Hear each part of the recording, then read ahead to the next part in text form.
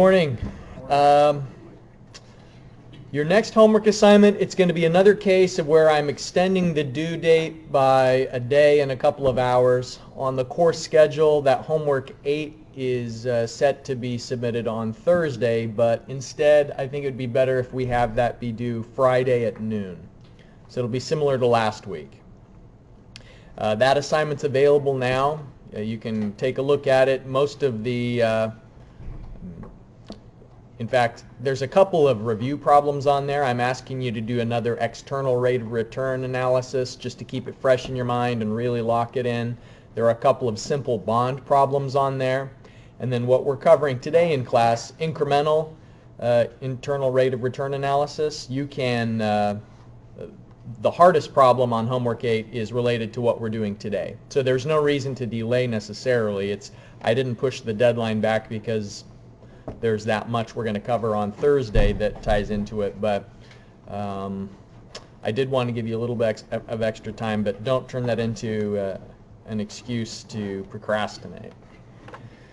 Any questions about the announcements? All right. I haven't received any questions related to the project, and I kind of take as an indicator how much students are working on that project by the number of questions I get. And so I know it seems like it's a long ways off, but the project due date, I think I had it on a previous slide.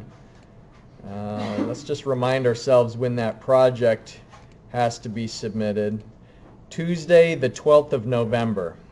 So it'll be here before you know it. We're now under a month for the project, and I really would encourage you to likewise don't procrastinate on the project, because it's an easy thing if you give yourself some time to think over what's going on, but it's hard if you try and do it all the night before.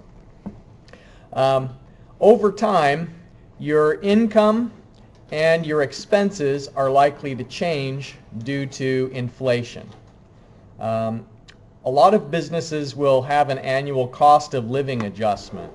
And so a cost of living adjustment is separate from a raise that is, oh, this is funny. I guess this is from a previous semester when cost of living adjustment is related to just trying to have your salary keep pace with the rising cost of like food, cost of fuel, housing. All those things are going to be going up over time. And the Social Security Administration keeps pretty close tabs on cost of living because a lot of retirees are on a fixed income and are very short on cash, and so they have to have the Social Security amount go up each year so that those pension payments can keep up with the expense of rising food prices and so on. So when you estimate what your salary will be going up over time, remember there's both raises having to do with you're getting promotions, you're being more valuable at work, and so they're giving you an increase in pay because you're more effective, but then the cost of living adjustment would be another estimate that you also need to index your rising costs of food, fuel, just all the things that are going to go into your expenses analysis. Now there's a level of detail that I'm going to be looking for in the report, and what I don't think is okay is just to have a really basic estimate that's not based on any underlying data. And so sometimes when I've graded this project in the past, I've seen a student say, well, I'll give $500 a month for rent, $100 for utilities, $300 for food, and it's just like all these nice round numbers that I can tell isn't based on, it's not like they went into the grocery store and actually priced out items for this food. Or like a utilities estimate, they didn't go into the detail of what are the utilities and how much do each one of them cost. And so, like if you were going to come up with your estimate of food expenses, I think a good way to do that would be to actually think about on a 1-week basis, what are you going to eat? Like what are the meals going to be, and then what are the inputs to those meals and how much do they cost? And so if you made a list of the amount of times you're going to have bacon for breakfast, or the amount of times you're going to have a hamburger for dinner, or whatever, and then you come up with the cost of meat. You think about the volume of milk you'd use in a week. You go through each one of the individual items that you're going to be buying, and then you add it up. And so likewise with utilities, you'd look at, maybe what is the electricity cost for your apartment?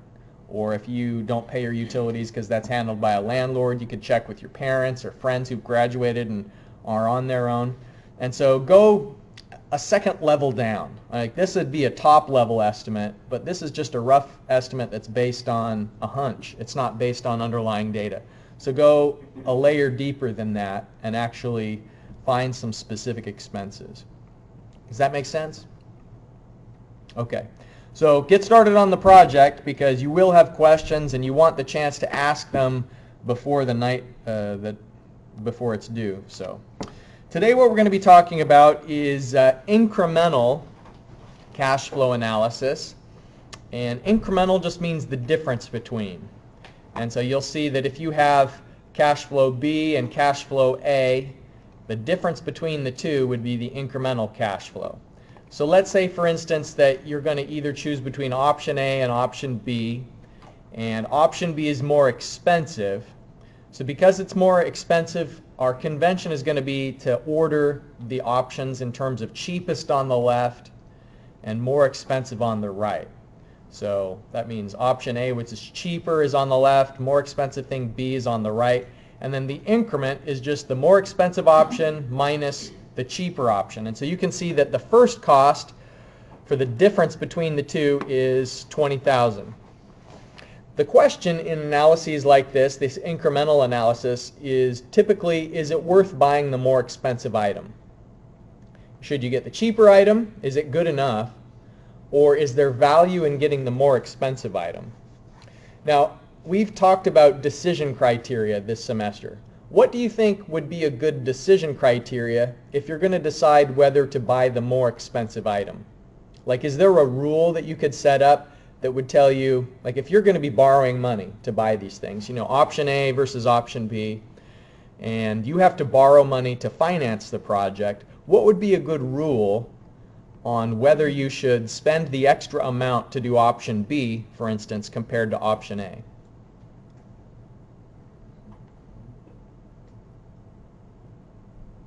What's some of the previous decision criteria you've used in the past? Like, what about if a project is acceptable versus unacceptable for the present worth analysis? What's the decision criteria for that? Okay, so you base it off of the MAR, you're right. So what's the rule? For present worth analysis, if you're comparing an option, and if you want to find if a certain option is acceptable, what do you do with the MAR?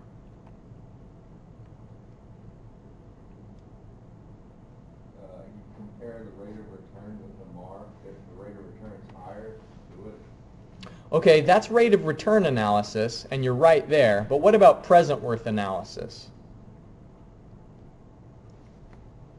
Ooh, I've got some good test questions in mind now. These are like the critical things that you should have instant recall on, the decision criteria. I mean, you can't make a judgment if you don't know what the yes, no, thumbs up, thumbs down rules are. Should be positive? Positive. So if you discount the cash flow at the MAR, you need to have a positive present worth, because that means that there are going to be profits left over once you pay back the bank. If it's negative, then that means you're actually losing money on the project once you've paid back the bank. So that was present worth analysis decision criteria. So just to refresh your memory of what a decision criteria is. So here, incremental analysis. We're comparing B versus A. And the question is, should we buy the more expensive option? So what I'm telling you is we can study the increment, and by studying the increment, we'll be able to tell whether we should spend the extra amount. So anybody want to guess what would be the decision criteria? Yeah. Well, we're not, in option B, we're not spending as much money on the annual cost, so we're getting a return on that. Okay. The salvage value is going to be higher. All right. So you're noticing that there is potentially some reason to spend the extra amount. He's identifying that there are, I mean, it's not just more expensive in the short term. In the long term, there are some differences as well. He's noticed that it's $20,000 more expensive up front, but then you have lower costs, and so that's like an additional revenue if you choose option B, and it's worth more at the salvage. So good. So then what's the rule on whether we should do option B? I mean, what if it was just $1,000 per year in cost, an extra 50 cents in salvage value? Like, we have to do an analysis to make sure that the numbers make sense. Okay? That's one way to do it, is to look at the rate of return of the increment. Another is to do a present worth analysis on the increment. So that's what we're going to be doing today. Now, you'll remember that there was that example I did in class of the truck. You remember the Ford truck, that expensive F-150 that was like $54,000 or something? And the analysis was that depending on the interest rate of the loan, the truck would either be profitable or not profitable. I think we were comparing two different banks. Do you remember that example? This graph is showing that when you discount things at a low interest rate, then you'll have a positive present worth, because those revenues in the future are worth relatively more if you're discounting them at a low interest rate. But if you have a high interest rate, and so along the horizontal axis here is interest rate, if you're discounting the future revenues at a high interest rate, then that means that they're relatively smaller in present terms. And so the initial cost that you paid to get the project going is going to outweigh the value of those future revenues. Okay, so this graph is just showing positive present worth when you're discounting with low interest rates, negative present worth when you're discounting with high interest rates. And when you're comparing two options, so option A and option B, they're each going to have different internal rates of return. There's a certain internal rate of return where they are equal in terms of their present value. And graphically speaking, that is the internal rate of return where they are equal to each other. The internal rate of return of the increment. So the little delta here, the subscript for the delta, that means the internal rate of return on the difference in price between the two. And so, for instance, if you had a minimum attractive rate of return of 10%, then that would tell you that the more expensive alternative is justified, because you're earning 11.4% on the difference between the two. And so the incremental analysis, you're comparing the MAR to the rate of return on the difference between the two options. So if we're doing this on a rate of return basis, then the decision criteria is if the rate of return on the difference is greater than the MAR, then accept the more expensive alternative. Another way to prove to yourself the same thing is find the present worth of the difference between the two options, and when you discount at the MAR, if the present worth is positive, then choose the more expensive alternative. So I'm going to write those two decision criteria on the whiteboard because they're important and you should take them into your notes. So, decision criteria.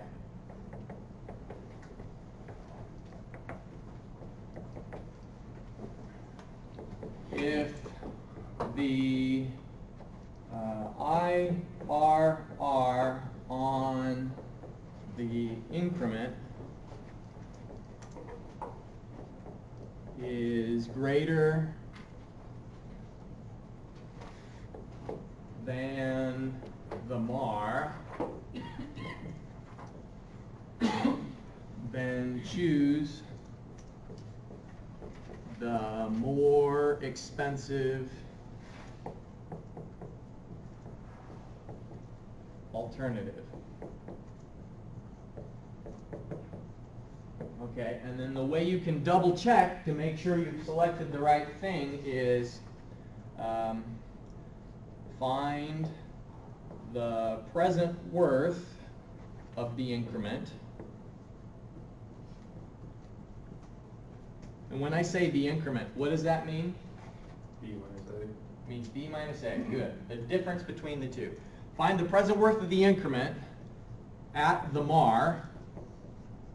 So that means that you're discounting everything from the future to the MAR, to the present at the MAR. And if the sum is positive,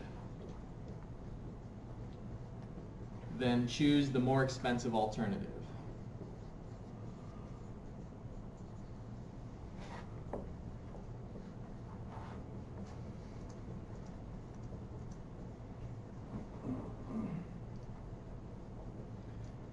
Okay.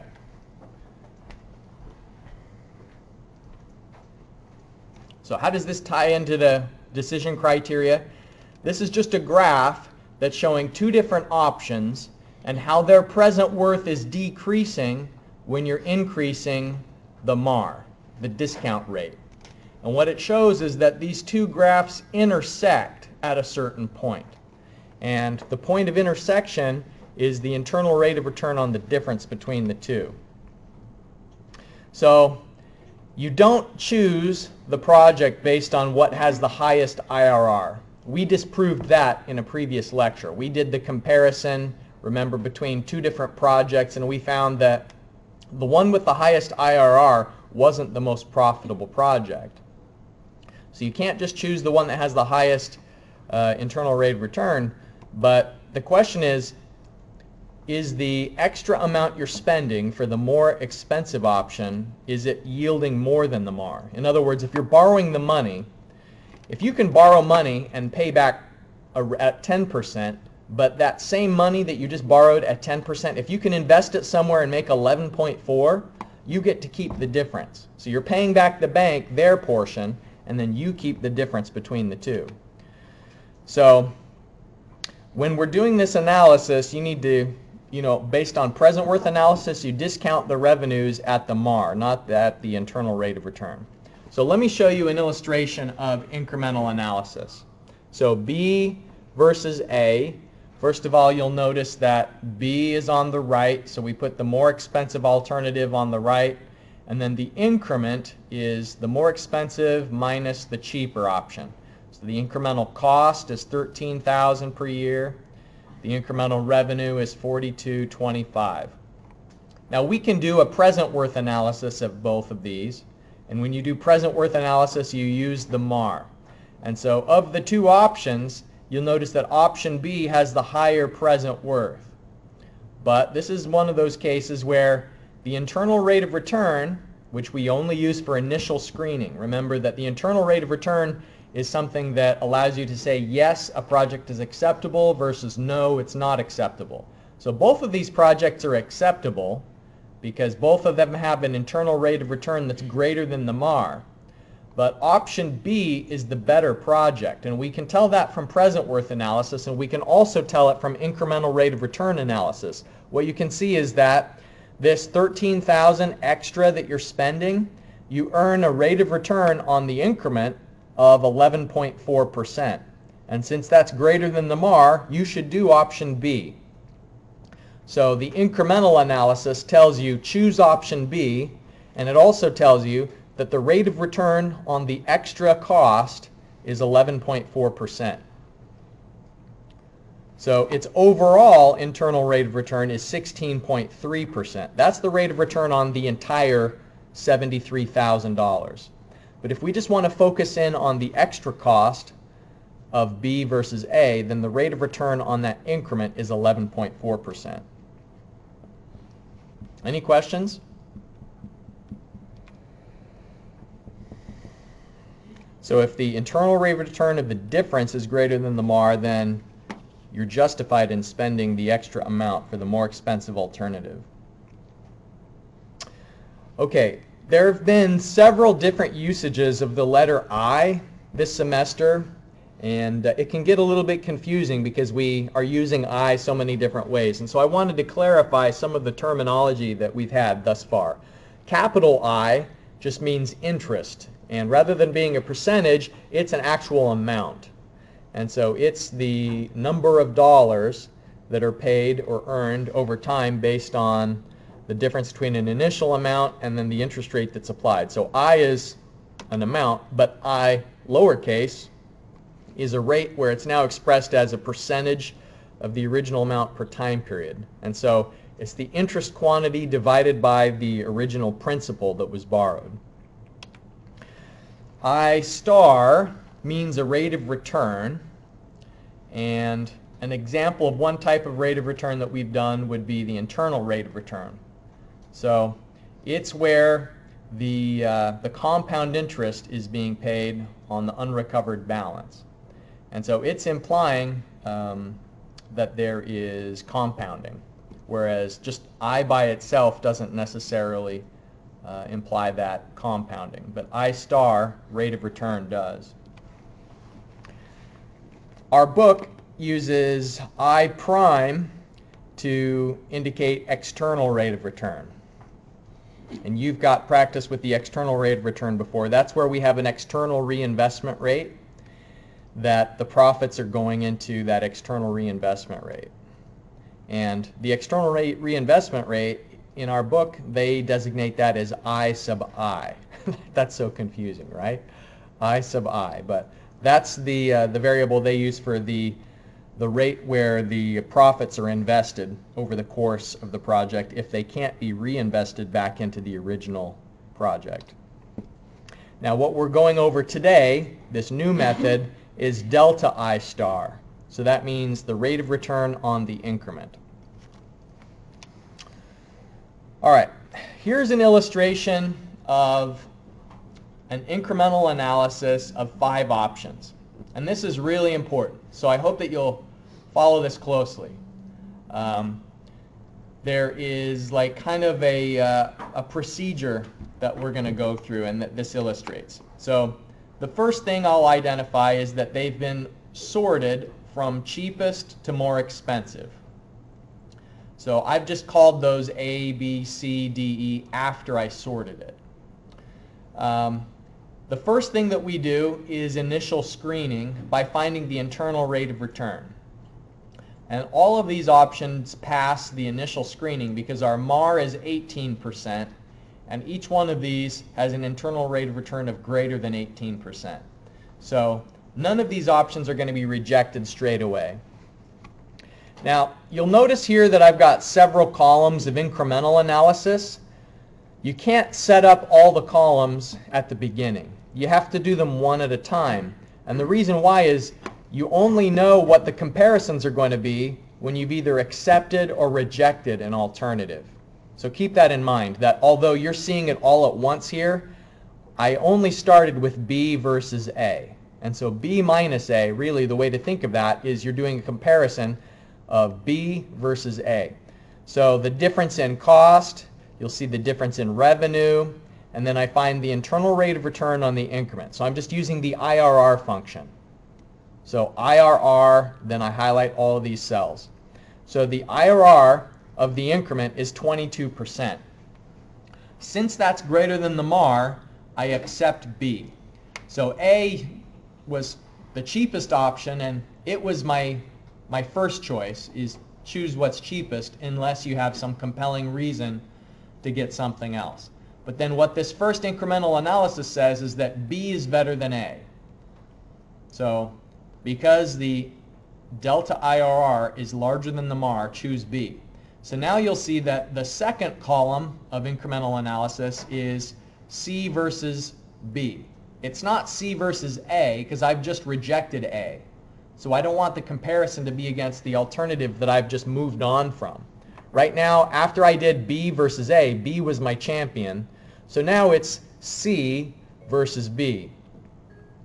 And you do the analysis on the increment, and it looks like our incremental internal rate of return 43%. And since 43% is bigger than 18%, that tells us choose C. So now C is the champion, and I'm going to stack up D versus C. So D versus C, it looks like that internal rate of return is 0. So that means reject D and stick with C. So here's the important part, is the final comparison isn't E versus D. because I've just rejected D. So I don't need to compare E to something that I've already thrown out. I compare E to whatever is still the reigning champion in this list of best options. And so E versus C, and I do the analysis, and the internal rate of return on the increment is only 14%. And since that's less than the MAR, that means that C is the best alternative.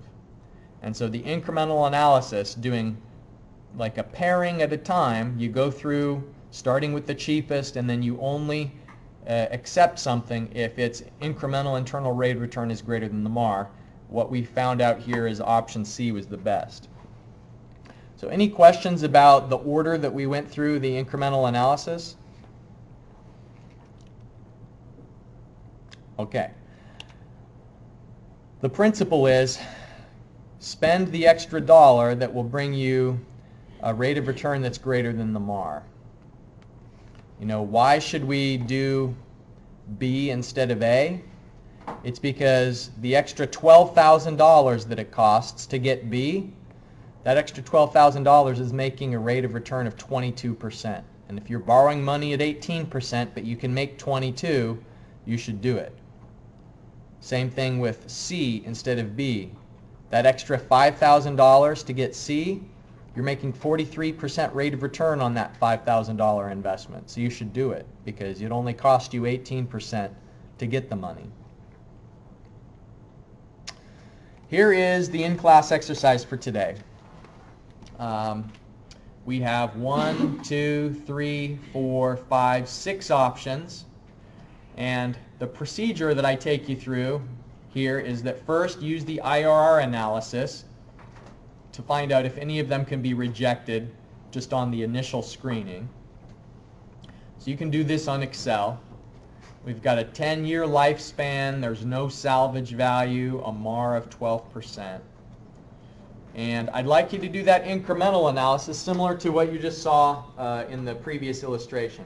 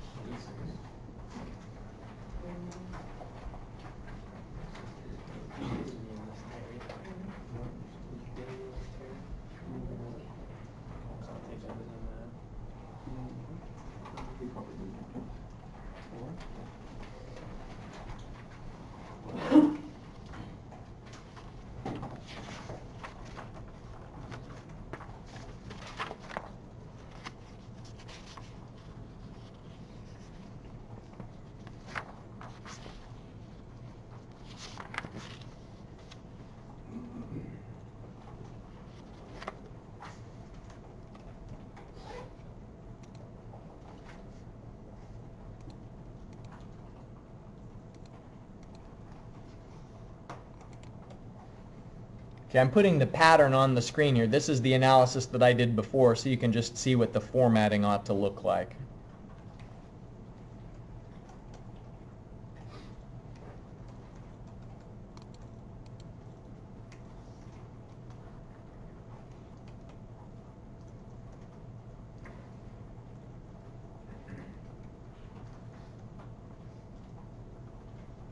We'll talk about it in lab. Okay, because we're not, he didn't specify that detail. Thanks.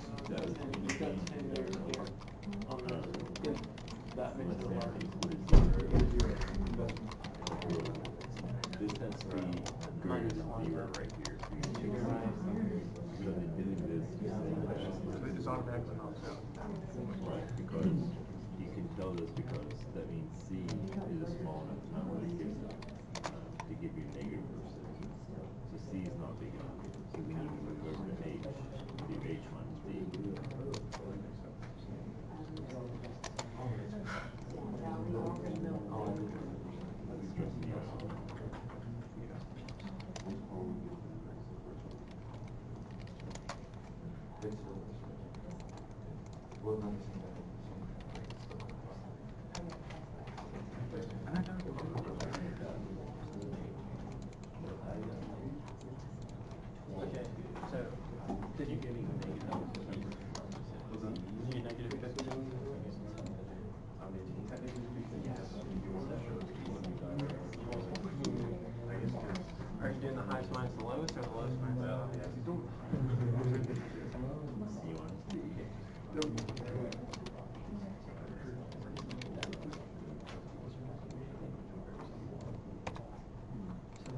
You do the IRR of this. So you don't do IRR as the change in that. You do your own IRR for that. So you just, and then equals IRR. And then you drag your value equals bigger. You get it bigger. And then you don't, I mean, I don't think you have to put in a guess for the percent, but I got 11 on that one. Okay. Negative 12. Wait. Yeah, that makes this one.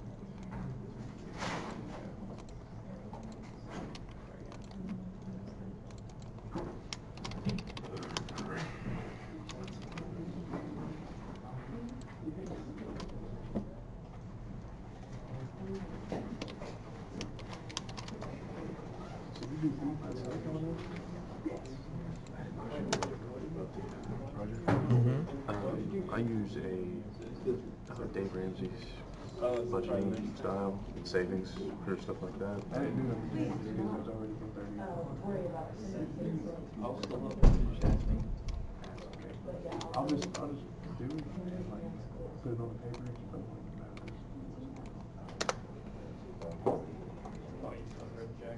And besides, you probably wouldn't. I would suppose you do.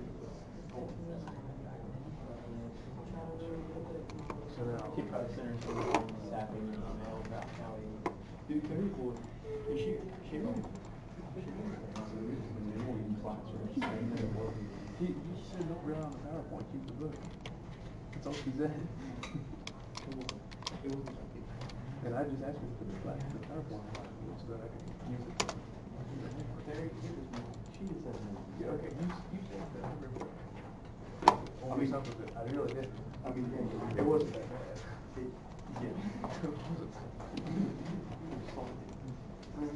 yes.